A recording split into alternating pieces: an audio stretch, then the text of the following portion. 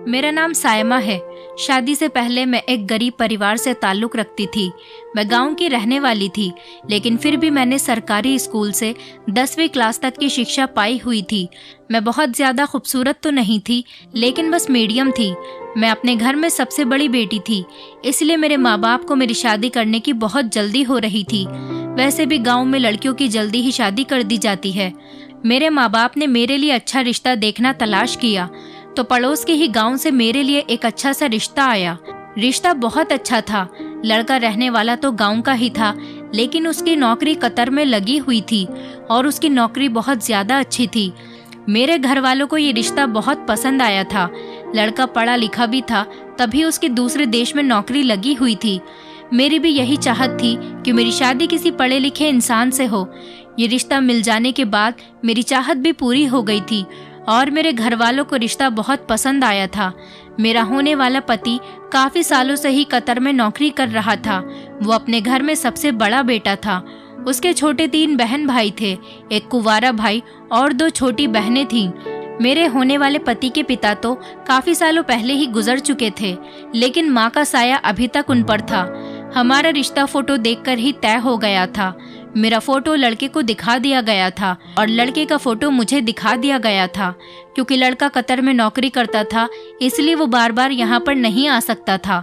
लड़के वालों की शर्त यही थी कि हमारा बेटा शादी के टाइम पर ही हिंदुस्तान वापस आएगा, और मेरा ये रिश्ता मेरे पिता के जानने वाले दोस्त ने ही करवाया था। इसलिए मेरा होने वाला पति मेरे लिए बिल्कुल अनजान था। दोनों परिवारों की मर्जी से हमारा रिश्ता पक्का हो गया और कुछ दिन बाद ही हमारी शादी भी हो गई।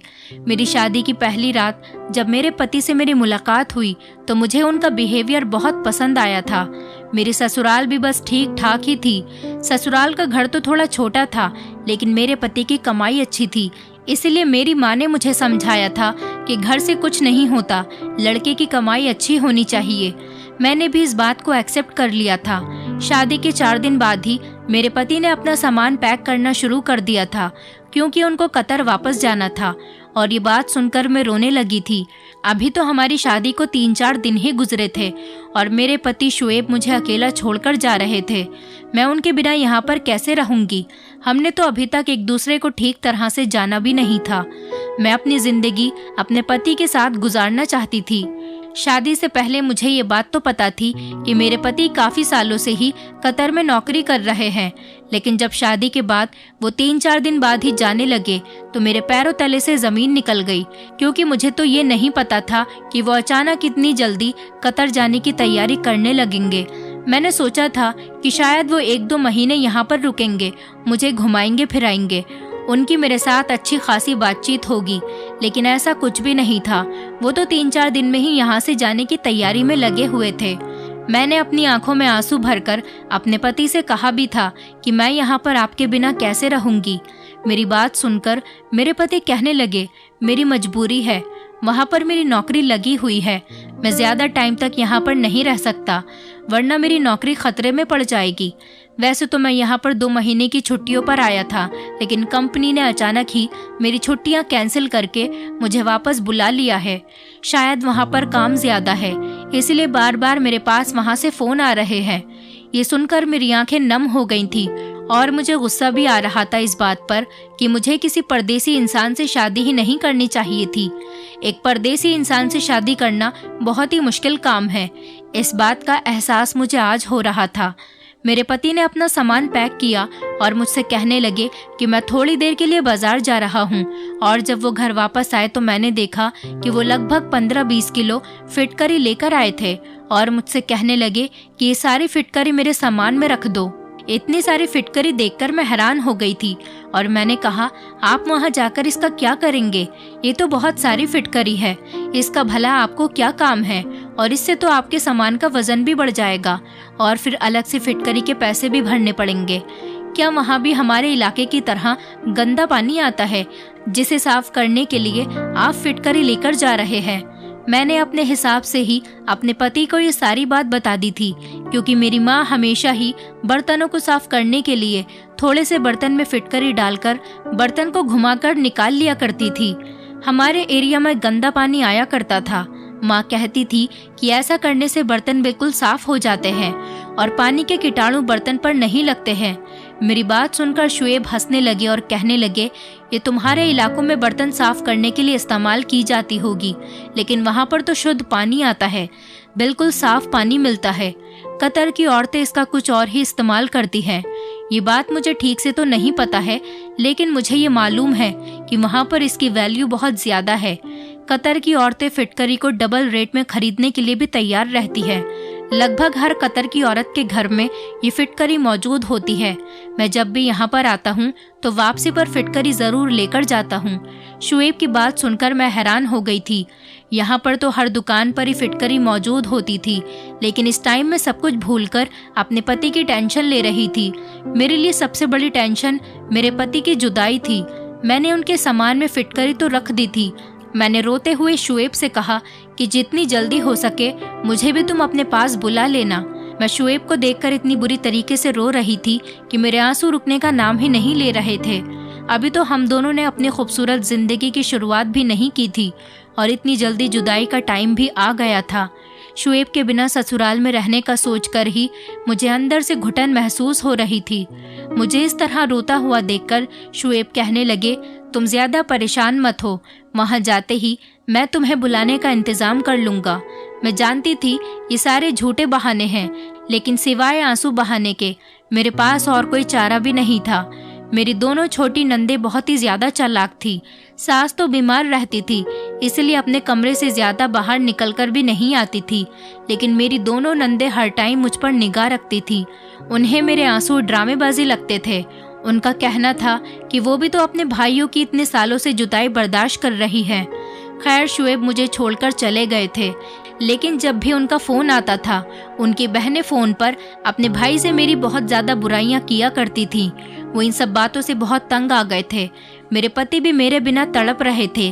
वो रोज़ मुझसे फ़ोन पर बातें किया करते थे और कहते थे, सायमा तुम्हारे बिना मेरा दिल नहीं लगता, मुझे तुम्हारी बहुत याद आती है। तुम्हारे साथ बिताए हुए वो 3-4 दिन मुझे अभी तक बहुत याद आते हैं, लेकिन अगले ही पल मैं उदास हो जाता हूँ। और फिर एक दिन मेरे पति ने मुझे कुछ ऐसा बताया कि जिसे मैं सुनकर बहुत ज़्यादा खुश हो गई थी।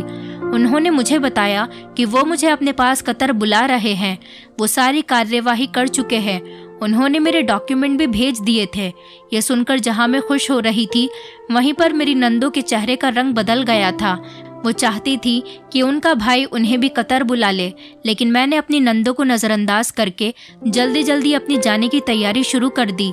मैंने शुएब से पूछा, क्या आपके लिए यहाँ से कोई भी सामान लेकर आऊँ? तो शुएब ने मुझसे कहा, तुम मेरे लिए 20 किलो फिटकरी लेकर आना। ये सुनकर मैं हैरान हो गई थी। अभी तो कुछ टाइम पहले ही शुएब 15-20 किलो फिटकरी लेकर गए थे। अब फिर से 20 किलो फिटकरी तो बहुत ज़्यादा होती है। मेरा अपना सामान भी अच्छा खासा था, ऊपर से 20 किलो फिटकरी रखने की वजह से मुझे बहुत ज़्यादा वज़न की वजह से पैसे चुकाने पड़े थे। और मैं सोचने लगी, पता नहीं इतनी सारी फिटकरी का ये कतर की औरतें क्या करती हैं। मेरे लिए इतना भारी सामान संभालना बहुत मुश्किल हो रहा था। कुछ घंटे के सफ़र के बाद मैं कतर अपने पति के पास पहुंच गई थी, मगर एयरपोर्ट पर शुएब को देखकर मेरी खुशी की हद नहीं रही थी। मेरे पति ने मुझे देखते ही पहला सवाल यही पूछा कि तुम फिटकरी लेकर आई हो या नहीं। उनकी ये बात सुनकर मेरा दिल टूट गया था। उन्हें मुझसे मिलने से ज़्यादा फिटकरी की चिंता हो रही थी, जबकि मैं उनसे मिलने के लिए बहुत ही ज़्यादा बेताब थी। मैंने खामोशी से फिटकरी से भरा हुआ थैला निकालकर उनको दे दिया, लेकिन ना जाने वो फिटकरी किसको देकर आ गए थे। वापसी पर उनके पास बहुत सारे पैसे थे। जब वो मुझे अपने फ्लैट पर लेकर गए थे, वो मुझे बहुत ज़्यादा प्यार करने लगे और मुझसे बहुत अच्छे से पेश आ रहे थे। अब मुझे उनसे सवाल करने का मौका ही नहीं मिला और फिर बाद में मैं भूल गई थी कि वो फिटकरी का आखिर करते क्या है। थोड़ी देर बाद जब बातों ही बातों में फिटकरी का कोई जिक्र आया, तो मैंने अपने पति शुएब से पूछा कि आखिर आप फिटकरी किसको देकर आए हो। मैं अपने पति की बातों में सब कुछ भूल गई थी। सच कहूँ तो मुझे विश्वास ही नहीं हो रहा था कि मेरे पति ने मुझे अपने पास बुला लिया है। 2 महीने मैंने अपने पति के साथ बहुत ही अच्छे गुजारे थे। 2 महीने किस तरह से अपने पति के साथ हंसी खुशी गुजर गए थे मुझे पता ही नहीं चला था। लेकिन 2 महीने पूरे होते ही मेरे पति मुझसे कहने लगे, अब तुम्हें यहाँ पर रखना मेरे लिए पॉसिबल नहीं है। बेहतर यही होगा कि तुम वापस ही हिंदुस्तान चली जाओ। शुएब की बात सुनकर मैं हैरान रह गई थी और मेरे होश उड़ गए थे। मैंने कहा, ये आप कैसी बातें कर रहे हो? आपके बिना मेरी वहाँ पर कोई जिंदगी नहीं। मैं तो अपने सब रिश्तेदारों से कहकर आई हूँ कि अब मैं हमेशा आपके साथ कतर में ही रहूंगी। वैसे भी मैं वहाँ जाकर क्या करूँगी? तो वो कहने लगे कि यहाँ के खर्चे बहुत ज़्यादा हो गए हैं और घर भेजने के लिए भी पैसे नहीं बच रहे। मुझे अपने परिवार का भी खर्च उठाना है।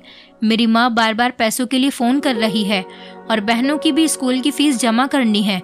वो भी मुझे रोज़ फ़ोन कर करके तंग कर रही है और तुम्हारे यहाँ पर होने की वजह से मेरे सारे पैसे खर्च हो जाते हैं। मैंने गुस्सा करते हुए अपने पति से कहा कि अगर ऐसी ही बात है तो फिर मैं भी यहाँ पर कोई नौकरी कर लेती हूँ। मैं अपना खर्च खुद उठा लूँगी, लेकिन अब मैं तुम्हें छोड़कर यहाँ से वापस नहीं जाऊँगी। मैं वहाँ पर अकेले ज़िंदगी नहीं गुजार सकती। मेरी बात सुनकर शुएब कहने लगे, तुम्हें भला क्या काम आता है? तुम क्या नौकरी करोगी यहाँ पर? बहुत देर तक सोचने के बाद मैंने शुएब से कह दिया कि मुझे लोगों के घरों में झाड़ू बर्तन ही क्यों ना करना पड़ जाए, मैं सब कुछ कर लूंगी, मगर यहाँ से वापस नहीं जाऊंगी। शुएब को मेरी बात मजाक लगने लगी थी, लेकिन मैंने आसपास के फ्लैट वालों से कहकर कुछ फैमिली में घर का काम तलाश कर लिया था। उन दिनों मेरी काफ़ी लोगों से जान पहचान हो गई थी, क्योंकि हम जिस जगह पर रहते थे वहाँ पर जाकर हिंदुस्तानी फैमिली भी रहती थी और इस समय मेरी जान पहचान वाली औरतें मेरे काम आ गई थीं। 2-3 ऐसी फैमिली थी जिन्हें खाना बनाने के लिए एक औरत की तलाश थी, इसलिए उन्होंने मुझे अपने घर काम करने के लिए रख लिया। मेरी जान पहचान वाली फैमिलीज ने मुझे बताया कि कतर के लोग भारतीय लोगों के हाथ का खाना खाना बहुत पसंद करते हैं और सिर्फ भारतीय औरतों को ही खाना पकाने के लिए रखना उनके लिए सबसे पहली पसंद होता है। मुझे 3-4 घरों में एक साथ काम करने का मौका मिल गया था। मैं इस बात से बहुत खुश थी और मेरी खुशी की कोई हद नहीं रही थी। किसी के घर मुझे सिर्फ खाना पकाने की नौकरी मिल गई थी तो किसी के घर सिर्फ झाड़ू बर्तन करने की नौकरी मिली थी। मुझे काम करने के अच्छे खासे पैसे मिल रहे थे, जिसमें आसानी से मैं अपने पति शुएब के साथ रह सकती थी। खाना पकाना तो मैं पहले से ही जानती थी, क्योंकि कुकिंग में तो मैं शादी से पहले से ही बिल्कुल परफेक्ट थी। मैं यूट्यूब पर देख देख कर तरह तरह के खाने बनाती रहती थी और अब यही बात मेरे काम आने वाली थी।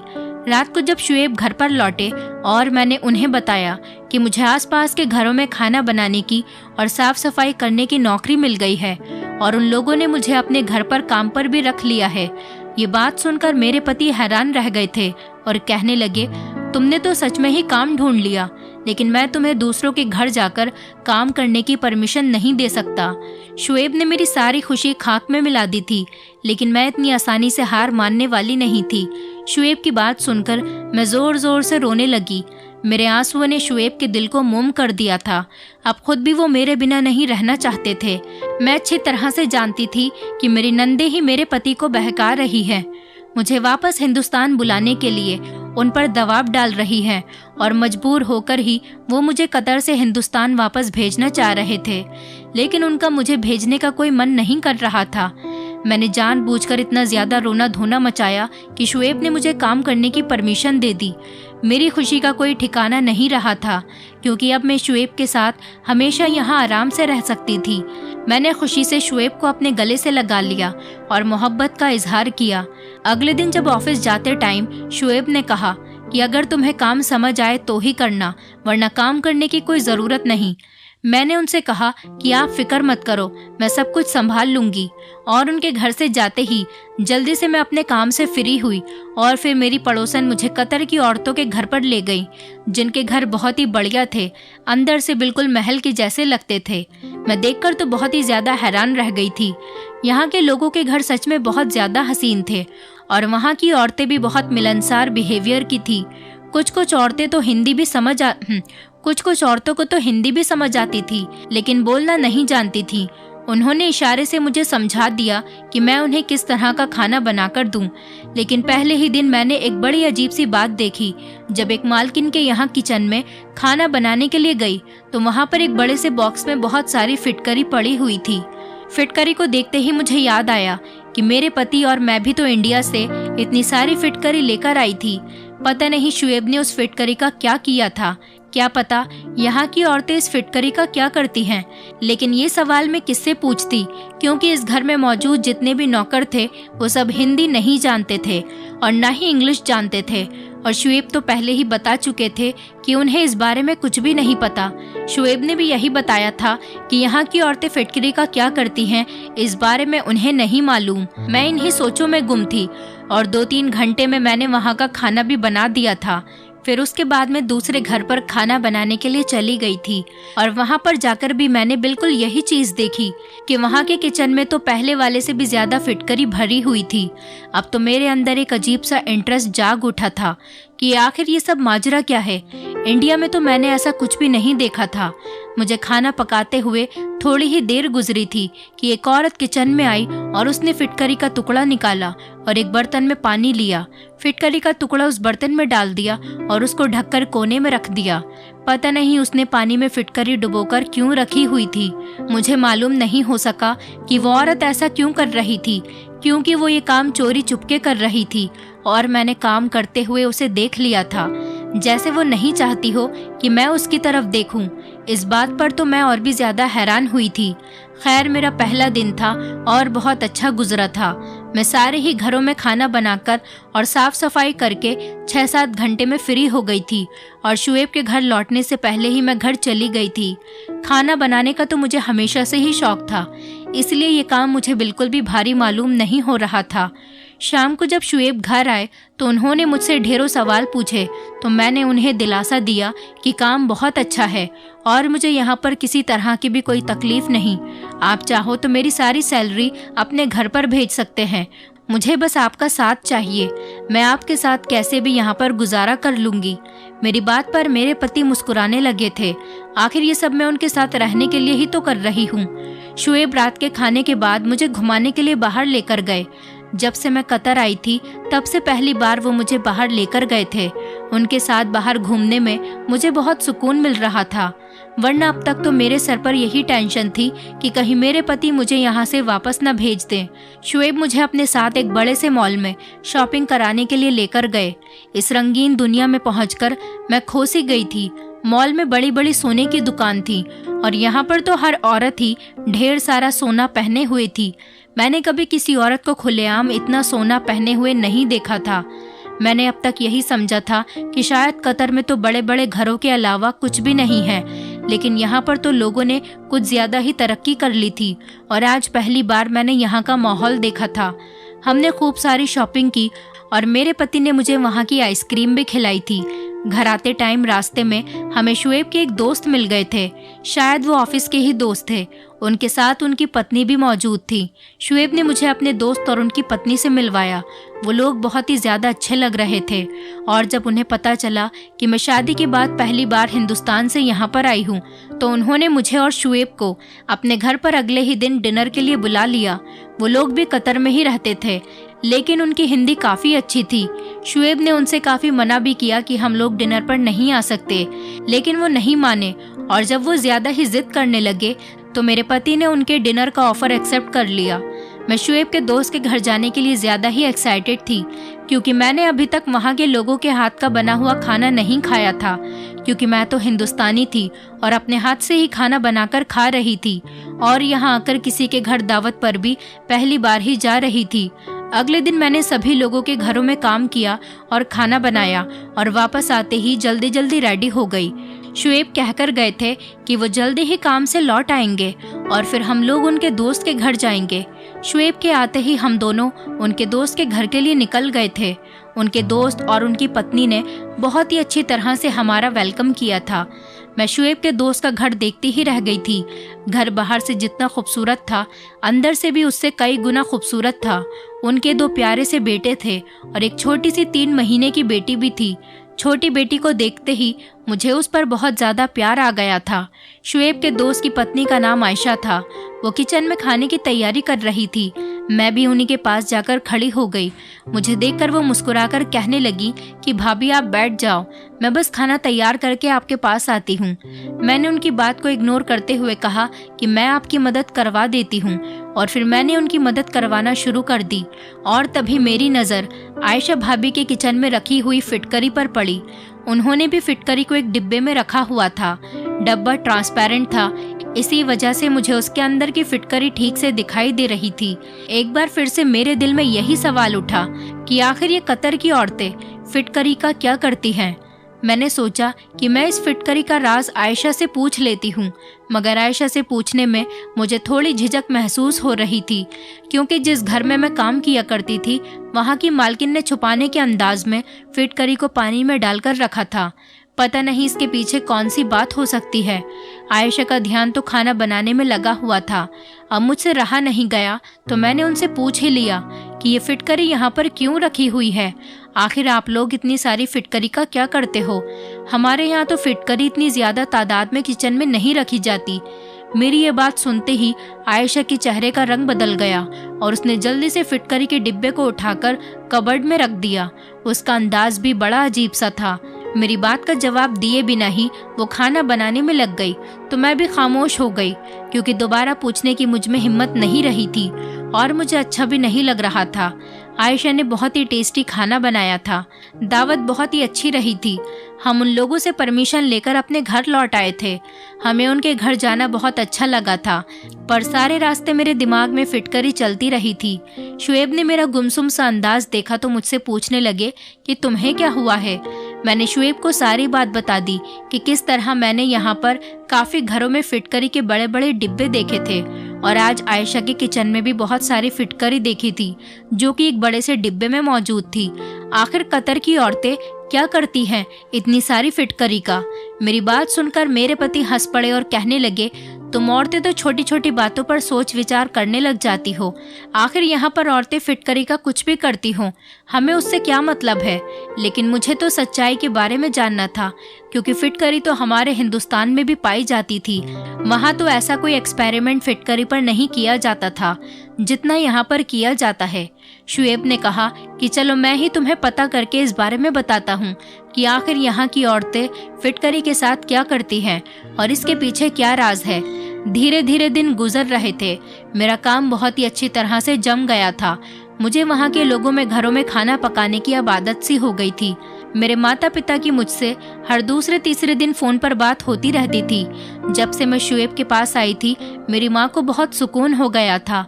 मैंने अपनी माँ से कई बार फिटकरी के बारे में बहुत सारे सवाल पूछे थे, कहीं मेरी माँ को फिटकरी के बारे में कुछ पता हो, लेकिन मेरी माँ को भी ज्यादा जानकारी नहीं थी कि फिटकरी को पानी में भिगोकर क्या किया जा सकता है।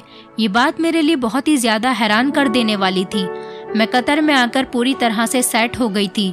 अब मुझे हिंदुस्तान वापस जाने की कोई चिंता नहीं रही थी। मेरा काम बहुत ही अच्छा चल रहा था। मेरे पति और मैं यहाँ पर खूब कमाई कर रहे थे। जिन लोगों के घरों में मैं काम किया करती थी वो लोग भी मेरा बहुत ख्याल रखते थे। मेरे खाने की बहुत तारीफ होती थी और जिनके घरों में मैं सफाई किया करती थी वहाँ पर मेरी सफाई की भी खूब तारीफ की जाती थी, क्योंकि मैं बहुत ही सलीके से काम करती थी। खाना भी मुझे बहुत ज़्यादा नहीं बनाना होता था। 2-3 टाइप की डिशेस थोड़ी थोड़ी क्वांटिटी में बनानी होती थी। कुछ दिन गुजरे कि एक दिन शुएब ऑफिस से घर आए तो मुझसे कहने लगे, मेरे लिए अपने हाथ की बहुत अच्छी सी चाय बना दो। आज शुएब का मूड बहुत अच्छा लग रहा था, वो फ्रेश लग रहे थे। मैंने अपने पति से कहा कि आज आपको ऐसी कौन सी खुशी मिल गई है जिसकी वजह से आप बड़े फ्रेश लग रहे हो? शुएब ने कहा कि मैं तुम्हारी परेशानी का हल लेकर आया हूँ। आज तुम जल्दी से मेरे लिए चाय बनाकर फुर्सत से मेरे पास आकर बैठ जाओ। आज मैं तुम्हारी परेशानी खत्म करने वाला हूँ और तुम्हें फिटकरी का राज बताता हूँ। मुझे फिटकरी के राज के बारे में पता चल गया है। मैं फिटकरी का राज जानने के लिए बहुत ज़्यादा एक्साइटेड थी, इसीलिए मैंने जल्दी से अपने पति के लिए चाय बनाई और सारे काम से फ्री होकर उनके पास आराम से जाकर बैठ गई। शुएब ने मुझे बताया कि कतर की औरतें ये नहीं चाहती हैं कि ये राज कभी किसी को पता चले, क्योंकि फिटकरी का ये इस्तेमाल उनके पुराने ज़माने से चला आ रहा है और वो इसे अपने तक ही रखना चाहती है। इसीलिए आयशा भाभी ने भी तुम्हें इस बारे में कुछ नहीं बताया था। शुएब की बात सुनकर मुझे बहुत ही ज़्यादा एक्साइटमेंट होने लगी थी कि आखिर इस फिटकरी से ऐसा भी क्या किया जा सकता है जो इस कदर छुपाने वाली बात है। शुएब कहने लगे कि हर जगह की अपनी अपनी अलग रस्म रिवाज होते हैं और इसी तरह हर जगह के अपने अपने अलग अलग टोटके और इलाज होते हैं। तुम भी जब से यहाँ आई हो तुमने बहुत सारी चीज़ें ऐसी देखी है जो इंडिया में नहीं होती, और जो चीज़ इंडिया में होती है वो यहाँ पर नहीं होती। इसी तरह फिटकरी का जो इस्तेमाल इंडिया में किया जाता है वो बिल्कुल ही अलग है, जबकि कतर की औरतें इससे बिल्कुल अलग तरह का फ़ायदा हासिल करती है, जो बहुत हैरान कर देने वाली है। मैं शुएब की बातों को बहुत ध्यान से सुन रही थी। शुएब ने बताया कि अगर हिंदुस्तानी औरतों को इसके बारे में जानकारी हो गई तो हर घर में ढेर ढेर सारी फिटकरियां नजर आने लगेंगी। मैंने अपने पति को घूर कर देखा और कहा कि अब बता भी दो, कितना ज्यादा सस्पेंस क्रिएट कर रहे हो। मेरी बात सुनकर शुएब ने मुझे एक ऐसा राज बताया जिसे सुनकर मैं चौंक गई थी। अपनी 24 साल की जिंदगी में मैंने आज तक फिटकरी का ऐसा इस्तेमाल नहीं सुना था। मैंने हैरानी से शुएब से पूछा, क्या आप सच कह रहे हैं? शुएब कहने लगे, हाँ बिल्कुल यही बात है। मैंने अपने कतर में रहने वाले बहुत करीबी दोस्त से इस बारे में पता किया है और उसने ही मुझे ये फिटकरी का राज बताया है। मेरा ये दोस्त वही है जिसे मैं इंडिया से फिटकरी लाकर महंगे दामों में बेच देता हूँ।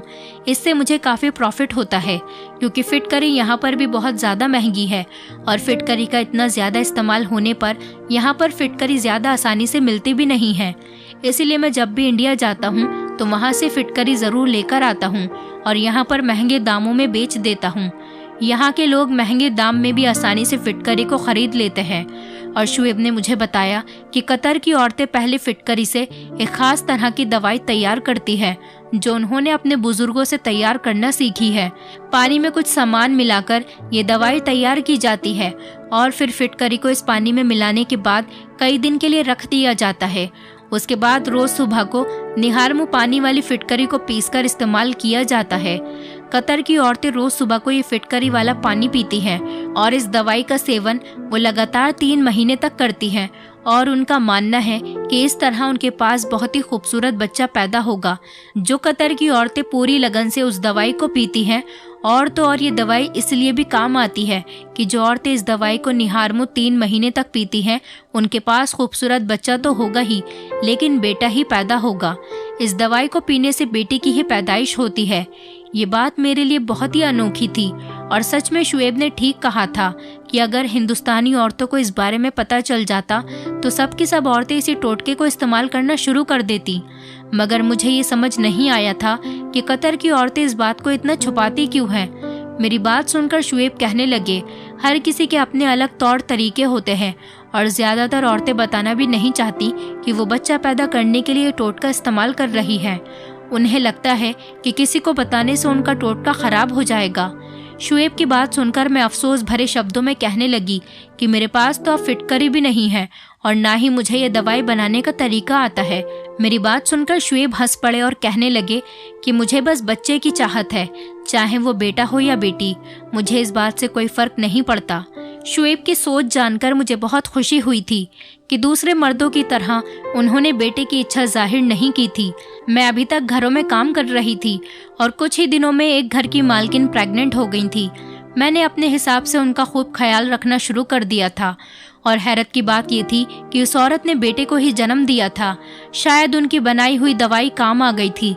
कुछ ही दिनों में ऊपर वाले ने मुझे भी गुड न्यूज़ दे दी थी, लेकिन मैंने ऐसी कोई दवाई इस्तेमाल नहीं की थी और मैं पूरे 9 के 9 महीने बिल्कुल फिट रही थी। 9 महीने के बाद जब मैंने बच्चे को जन्म दिया तो ये देखकर मैं हैरान रह गई थी कि मेरा भी बेटा ही पैदा हुआ था। मैंने तो ऐसी कोई दवाई नहीं पी थी, लेकिन फिर भी ऊपर वाले ने मुझे बेटे से नवाज दिया था।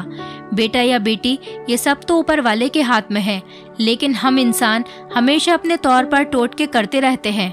कतर की औरतें भी ऐसे ही टोटकों के चक्कर में फंसी रहती हैं। मैं ये बात तो नहीं जानती थी कि कितनी कतर की औरतें इस फिटकरी की दवाई के टोटके से जानकार हैं, लेकिन जहाँ तक मैंने देखा था ज्यादातर कतर की औरतों के घरों में फिटकरी मौजूद थी।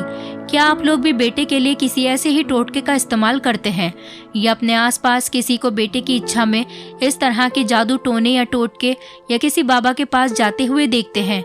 ये सारे काम बिल्कुल ही गलत हैं। ऊपर वाला हमें बेटा दे या बेटी, हमें उसकी नेमत समझकर अपने पास रख लेना चाहिए। ऊपर वाला हमें औलाद से नवाज रहा है, यही हमारे लिए बहुत है। बेटा या बेटी कुछ नहीं होता, औलाद होना ही सबसे बड़ी बात होती है।